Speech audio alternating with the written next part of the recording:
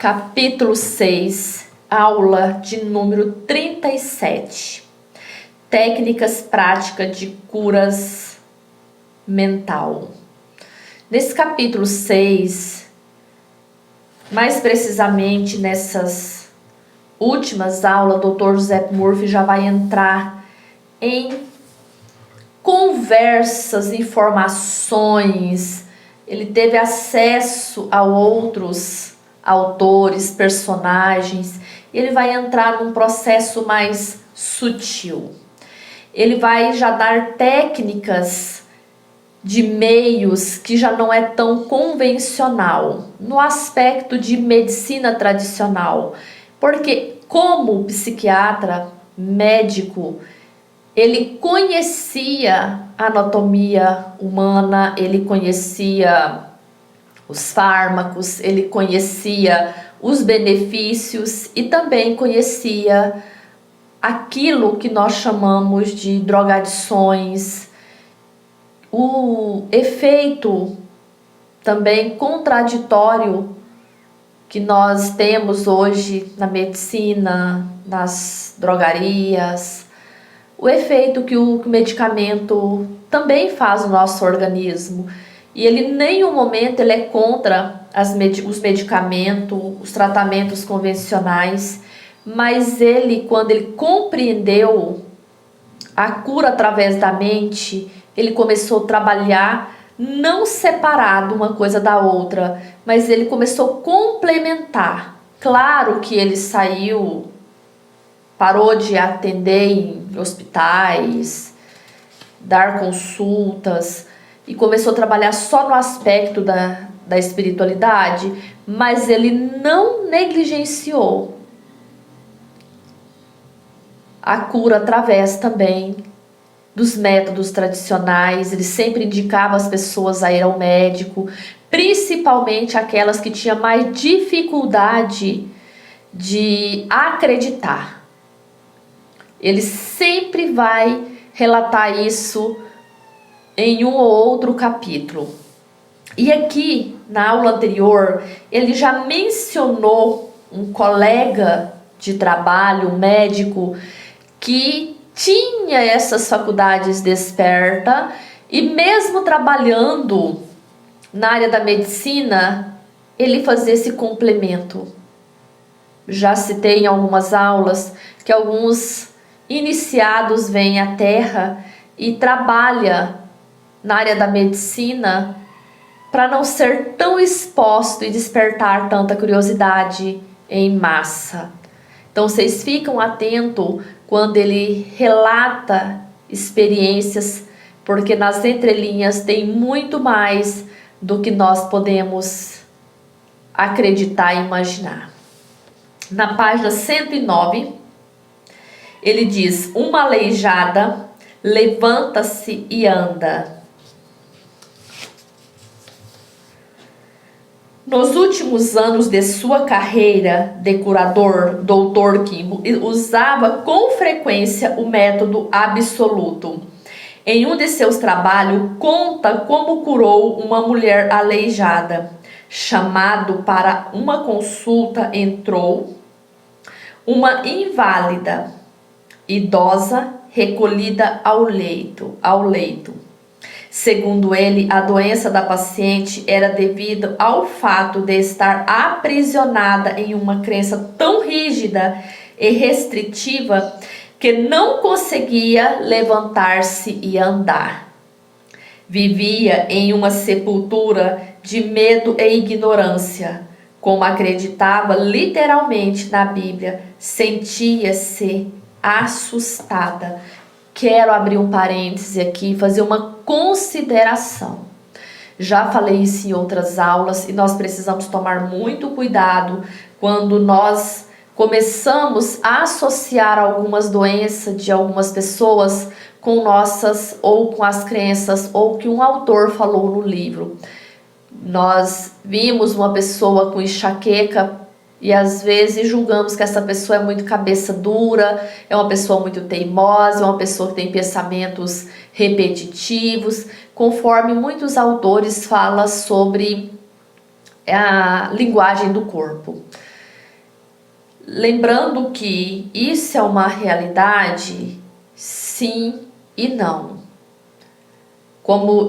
Por que eu estou citando? Porque ele está dizendo aqui que era uma pessoa que tinha uma crença muito rígida, por isso o corpo dela ficou rígido.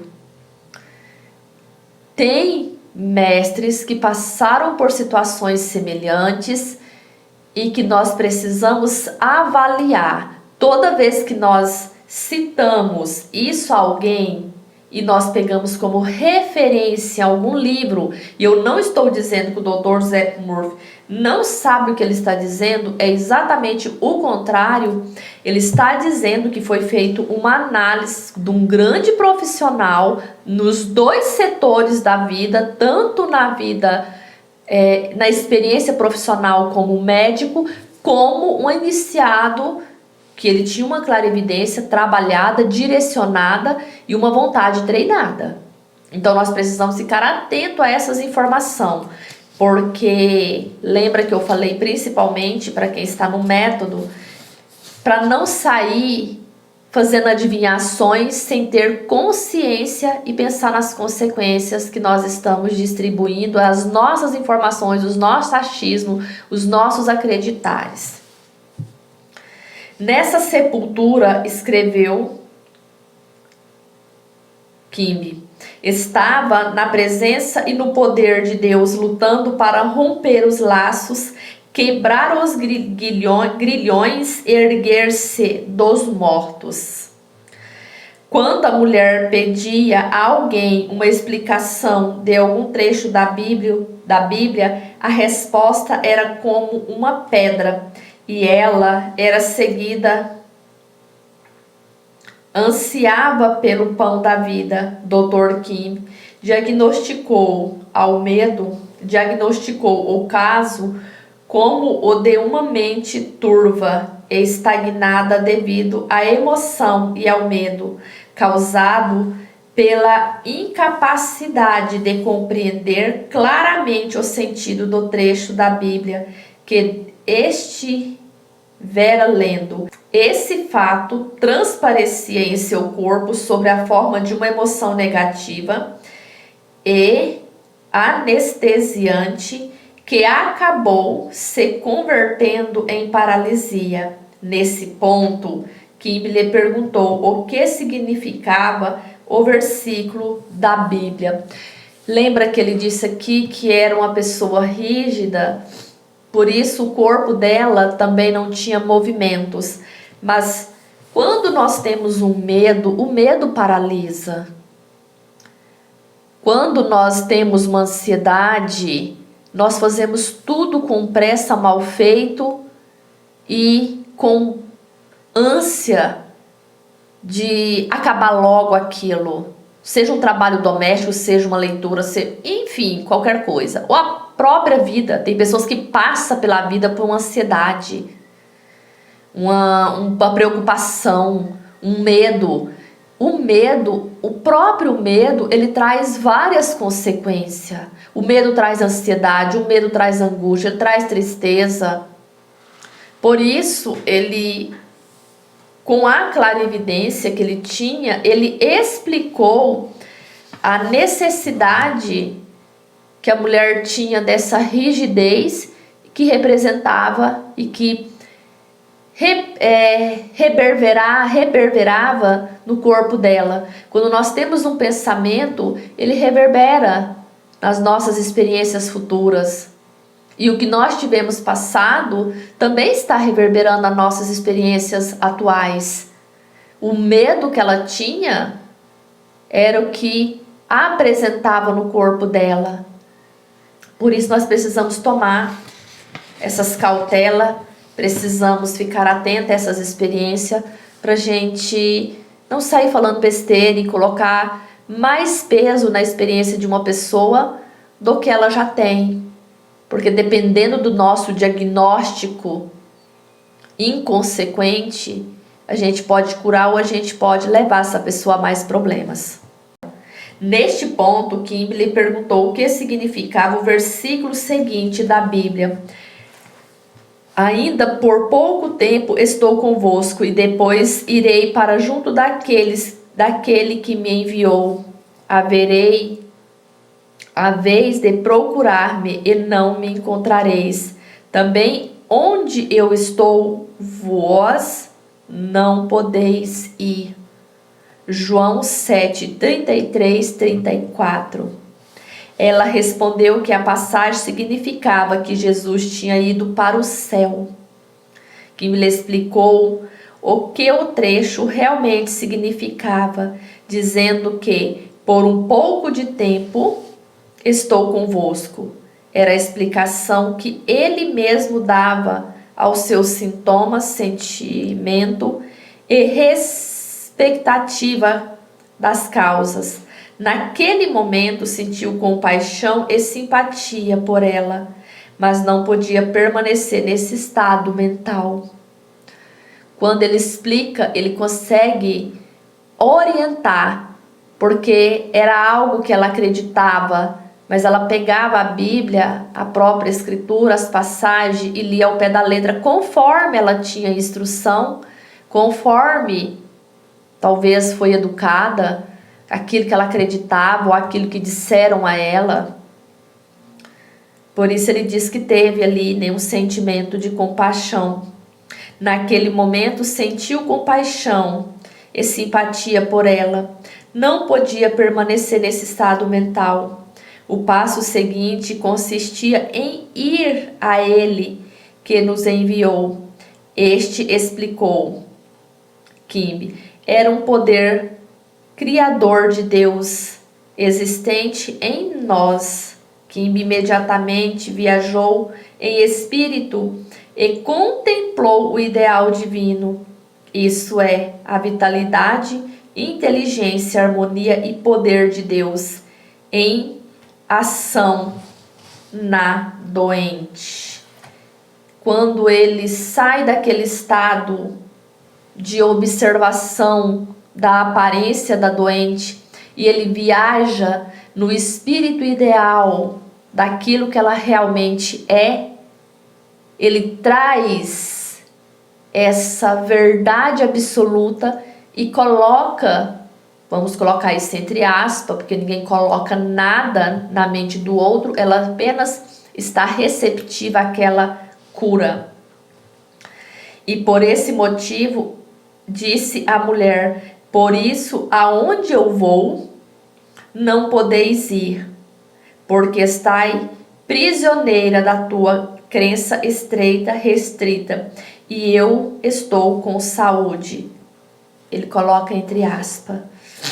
Essa prece, a explicação produziu uma sensação instantânea e uma mudança ocorreu na mente da mulher, que se levantou e andou sem as muletas. Gente, olha que incrível. Quando ele disse que a passagem da Bíblia dizia que aonde o Cristo estava, nós não poderia ir por causa da nossa crença. Vamos pegar outro aspecto, vamos sair da área da doença e vamos da enfermidade e vamos para a área da escassez. Se Deus, se o Espírito Divino, se o Espírito da vida, se a providência divina é tudo que é, e nós estamos aprisionados na escassez, aonde Ele está nós não podemos ir. Por isso ela não podia levantar, por isso ela não podia andar. Porque uma pessoa aprisionada não pode acompanhar uma pessoa livre. Uma pessoa que tem um compromisso, mesmo que seja profissional, numa empresa, que ele não pode viajar, ele tem que estar supervisionando ali a funcionário, talvez máquinas. Ele precisa da presença dele nessa empresa.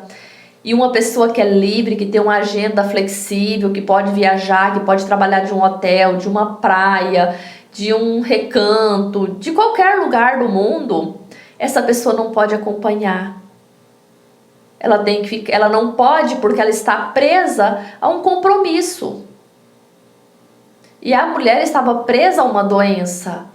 Muitas vezes nós estamos presos numa escassez.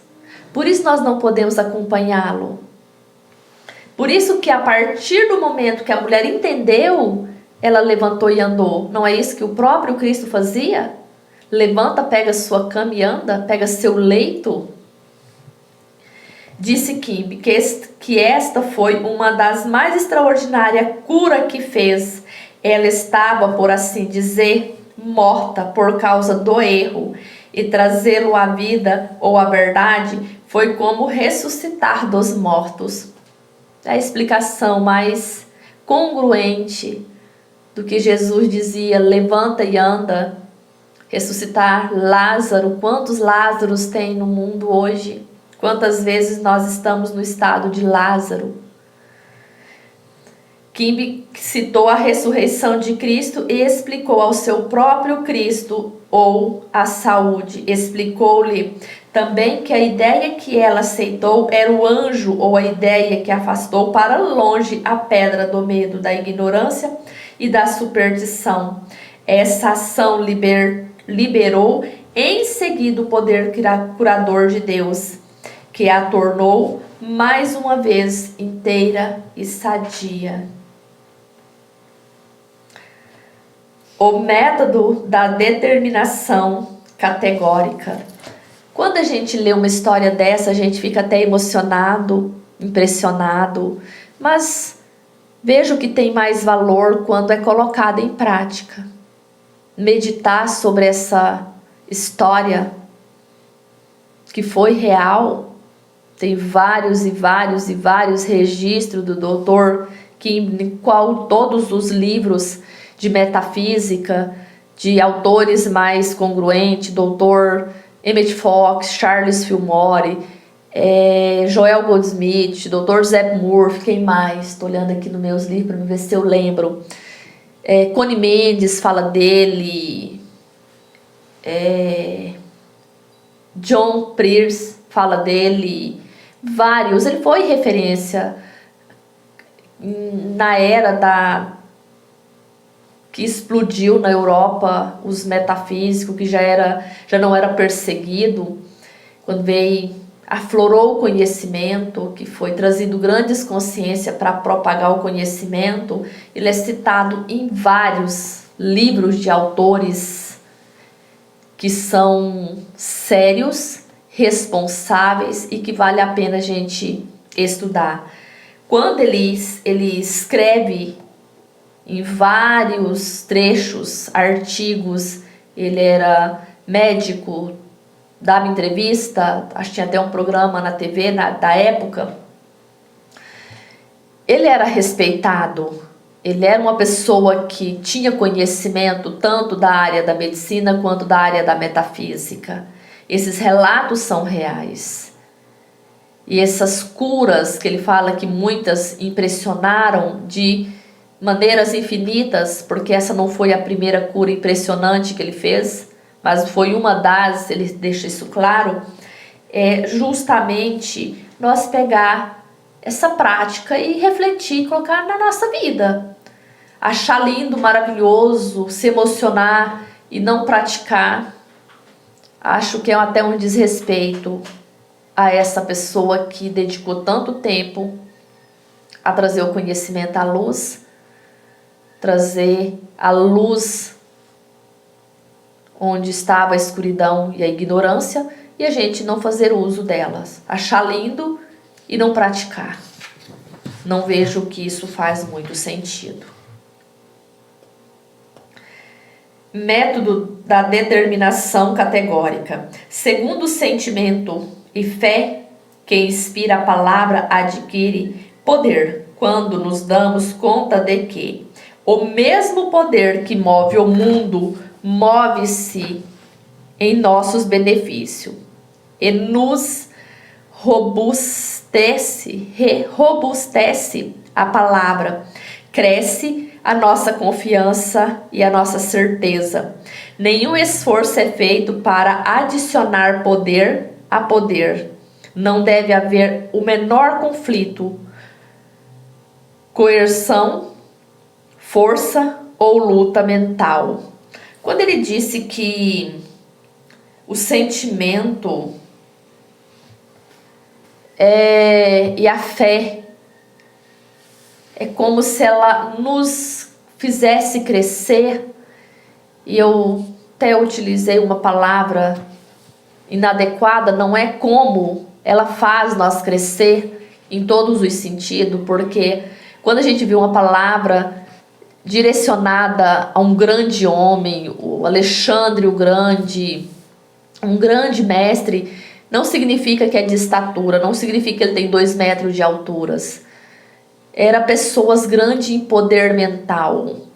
A fé, a vontade, ela faz-nos ser grande. Grande no aspecto de consciência, de uma pessoa completa, de uma pessoa que já alcançou um estado de ser. Não importa se é um iluminado como Siddhartha Gautama, não importa se é um Hermes Trismegisto, se é um Saint Germain, mas em alguma medida ele é um grande, uma grande consciência. Por isso ele diz que quando nos damos conta de que o mesmo poder que move o mundo também nos beneficia, né? nos robustece a palavra, como se crescesse, como se desse tamanho maior a palavra, né? A nossa confiança, a nossa certeza. Lembra que quando nós estamos perto de pessoas que são muito convictas do que ele faz, a gente sai dali com uma certeza muito grande que nós podemos?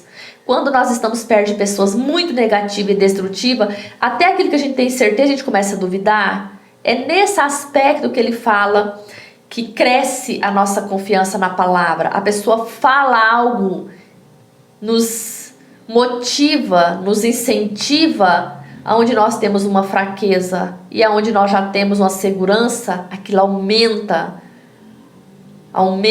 como se nós ficássemos gigantes. A Bíblia mesmo fala dos gigantes, e não era de estaturas, não era de tamanhos.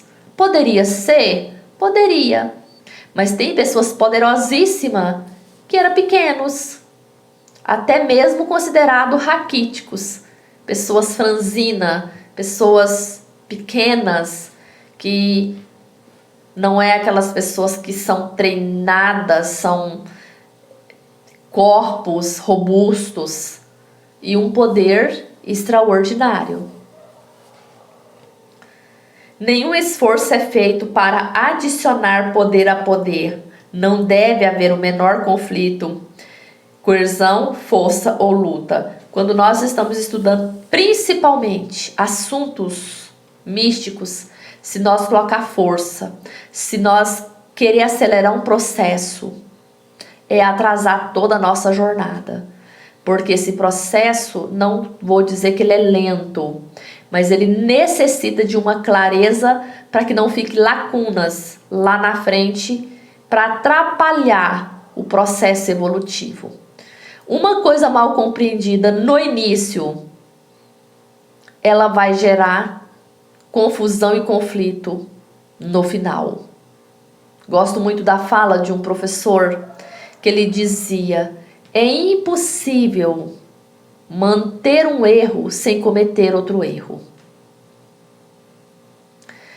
Quando você comete algo, mesmo que seja uma pressa, um afobamento para acelerar, porque eu quero ser iniciado, porque agora eu conheci o conhecimento espiritual, meu Deus, eu estou muito atrasada. A gente tem essa sensação de início.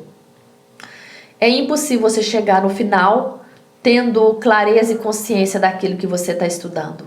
Por isso, não precisa se preocupar. Mas antes saber uma coisa e ter clareza dela, do que você estudar um monte de coisa, deixar lacunas e não saber direcionar aquelas coisas mais simples do conhecimento, porque é o simples que vai sustentar os mais complicados. Se é que podemos dizer que é complicado. Só é complicado quando a gente não entende o simples, quando a gente não consegue compreender aquelas coisas básicas. E quando eu estou falando de simples e básica, não significa que não são importantes, não significa que é menos importante do que outra. Uma coisa não anula a outra. As coisas simples, elas são tão importantes quanto aquilo que nós julgamos importante demais ou algo semelhante. Uma jovem usou um método de determinação categórica com um rapaz que a importunava ao telefone, insistindo em marcar um encontro. Estava achando muito difícil livrar-se dele. Quando ela começou a aparecer em seu local de trabalho, quando ele começou a aparecer no local de trabalho dela, reconheceu que tinha que tomar imediatamente uma medida drástica. Várias vezes por dia, entrava em estado de tranquilidade, determinava repetidamente o seguinte: eu entrego o João a Deus, ele tem todas as ocasiões, está onde deve estar, eu estou livre, ele está livre. Determino agora que minhas palavras sejam dirigidas à mente infinita e que transforme em realidade, e assim seja. Gente, são tantas afirmações tão eficazes que a gente pode pegar. Creio que as pessoas fazem confusão, porque são tantas que a pessoa não pega só uma e leva adiante. Essa daqui, por exemplo, podemos usar para tudo. Podemos usar para uma cura, podemos usar para um animal, podemos usar para o planeta, podemos usar para tantas coisas. Não é só para esse fins, ele deu um exemplo que ela utilizou para que essa pessoa estava sendo inconveniente no trabalho dela, insistindo numa coisa que ela não estava disposta. Segundo ela, o tal rapaz desapareceu por completo da sua vida. Nunca mais ouviu. Ou, como disse, foi como se o chão tivesse o engolido. Se protejas algumas coisas, ela se proteja alguma coisa, ela te sairá bem, e a luz brilhará em teus caminhos. Jó 22, 28. Queria que vocês pegassem a Bíblia de vocês. Nessa aula tá lá João 7, 33, 34. Quando eu leio um livro que tem uma passagem da Bíblia, eu pego a minha Bíblia e vou lá e reflito. Mesmo que eu já passei por ela, ou que ela está anotada em algum lugar, no meu caderno de meditações. E reflito sobre aquela passagem e volto no texto da explicação do autor e vejo o quão coerente está. Aqui também no livro de Jó 22, 28. Se protejas alguma coisa, ela te sairá bem, e a luz brilhará em teus caminhos. Nós estamos na penúltima aula desse capítulo. Espero que vocês tenham desfrutado dessa jornada, desse caminho, junto com a consciência do Dr. Joseph Murphy, que está tão viva quanto a nossa, e que o coração dele se alegra sabendo que tem milhares de pessoas fazendo jus do seu conhecimento, do seu tempo e das suas pérolas deixadas ao nosso alcance. E até a nossa próxima aula. Nós seguiremos nos pontos importantes desse capítulo. Beijo de luz.